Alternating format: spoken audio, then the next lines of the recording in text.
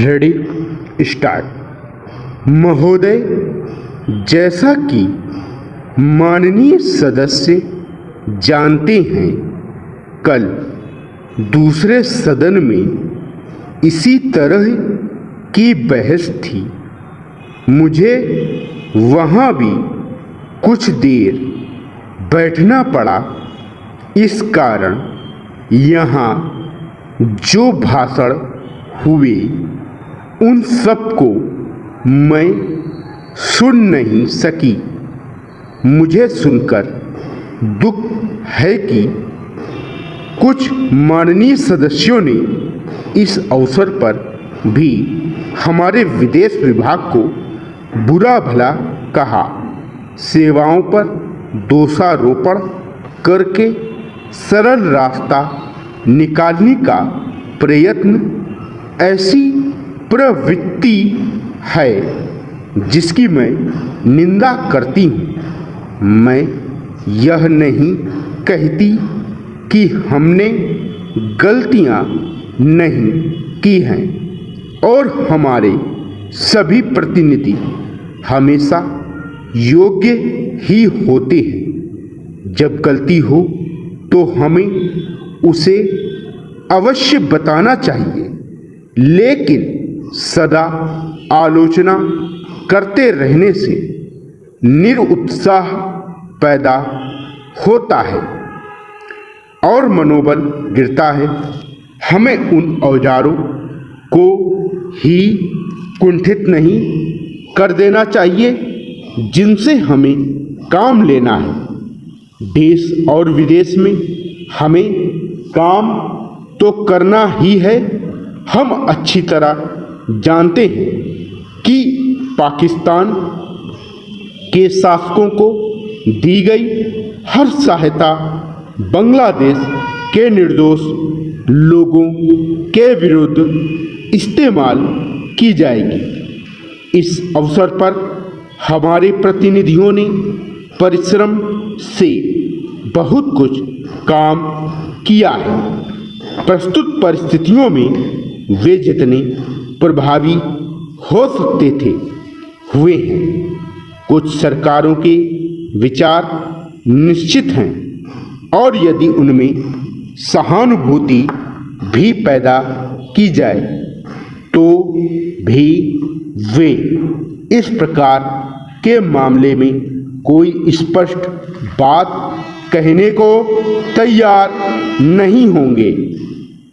मैं कहना चाहूँगी कि हमारी उन सेवाओं ने जो वर्तमान स्थिति से निपटने में जुटी हैं, साहस और समर्पण का परिचय दिया है।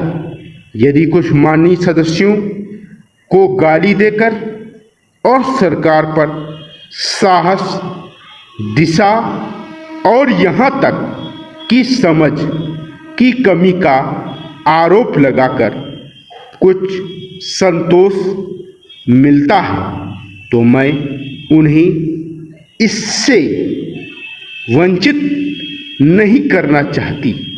कुछ सदस्यों के लिए हिम्मत का अर्थ गले की ताकत और भावुकता की भाषा है। काश कि जिंदगी इतनी ही सरल होती। इस सरकार में बहुत से दोष हो सकते हैं, लेकिन उसमें साहस की कमी नहीं है, ना ही यह आवश्यकता के अनुसार जोखिम उठाने से डरती है। जैसा मैं बहुत बार कह चुकी हूँ, हम इस स्थिति या किसी भी स्थिति के केवल कानूनी पहलू की चिंता नहीं करते। हम चिंता करते हैं केवल एक ही बात की, और वह है हमारे राष्ट्रीय हित, सुरक्षा और स्वाभाविक रूप से बांग्लादेश के बहादुर लोगों की सुरक्षा। इसी कारण से शांति से काम करने का महत्व है। महोदय, मान्यता शब्द की हर तरफ से मांग आई है। मानो कि मान्यता देने भर से ही वे बहुत सी कठिनाइयाँ हल हो जाएंगी जो बांग्लादेश के लोगों के सामने हैं, हमारे देश के सामने हैं और विशेषकर हमारे सीमांत राज्यों अर्थात पश्चिम बंगाल, असम, त्रिपुरा और मेघालय के समक्ष हैं। हमने इस प्रश्न के हर पक्ष पर बड़ी गहराई से सोच विचार किया है। जैसा कि मेरे साथी ने बताया है, इसकी हम निरंतर समीक्षा करते रहते हैं। हम इसकी प्रतीक्षा नहीं करते कि दूसरे देश इस विषय में क्या करते हैं।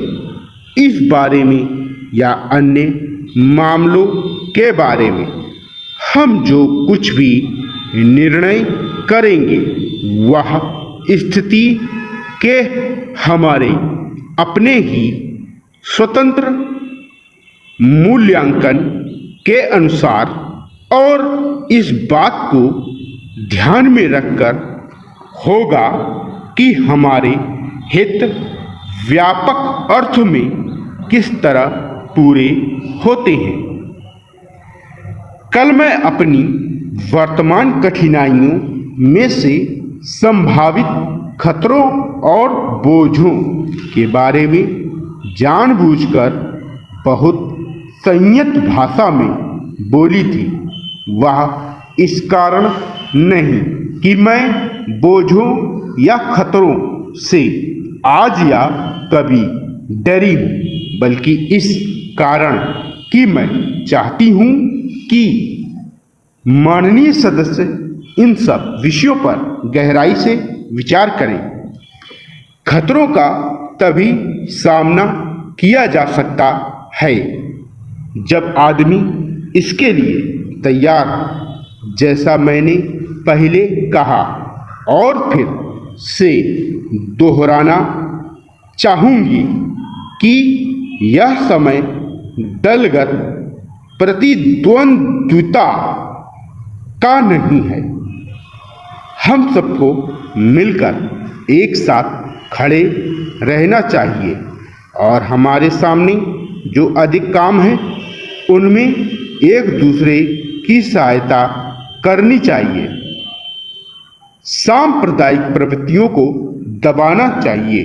मेरे विचार में सब पार्टियों को सहायता करनी चाहिए कि बांग्लादेश और शरणार्थियों का प्रश्न सांप्रदायिक स्तर तक ना गिरने पाए, बल्कि अपने सही स्तर पर ही बना रहे जो राष्ट्रीय और अंतर्राष्ट्रीय स्तर हैं। मैं इन प्रश्नों और अन्य घटनाओं के बारे में विरोधी दलों के नेताओं और सदन के अन्य सदस्यों से संबंध बनाए रहूंगी।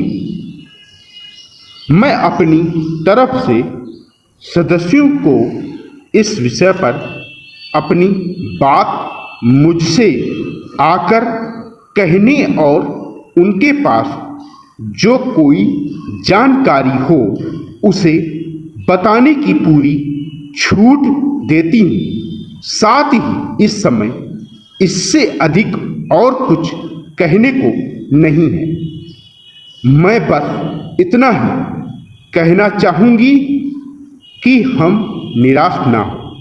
हमें अपने और अपने लोगों पर भरोसा होना चाहिए। हमें बांग्लादेश की वीर जनता और अपने अधिकारों के लिए लड़ने के संकल्प पर भरोसा होना चाहिए।